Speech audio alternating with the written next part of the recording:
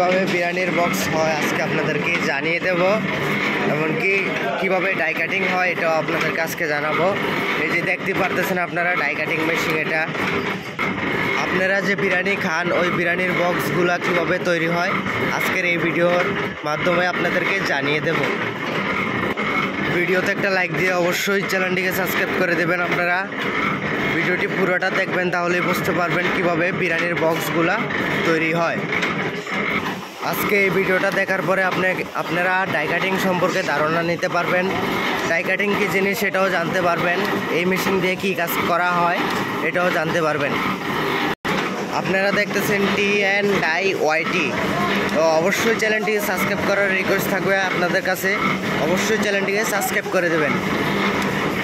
এখানে আপনারা দেখতে পারতেছেন বিরিয়ানির বক্সগুলো তৈরি হইতেছে। এই যে দেখুন, আমি একটা নিলাম, এই যে এটা হচ্ছে বিরিয়ানির বক্স।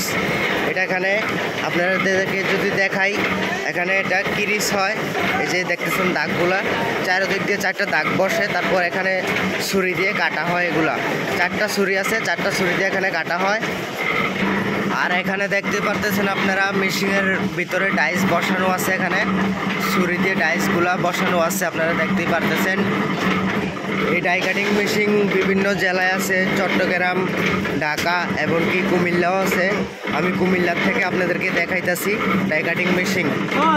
এখানে আপনারা দেখতে পারতেছেন বান্ডিল বান্ধা হইতেছে। এখানে এই বান্ডিলগুলো নিয়ে এখানে পিন করা হয়, পিন করে বিরিয়ানির বক্স বানানো হয় এগুলা। তো আজকের ভিডিও এখানে শেষ। ধন্যবাদ এতক্ষণ ভিডিওটা দেখার জন্য। দেখা হবে কোনো নতুন ভিডিওতে। আল্লাহ হাফেজ।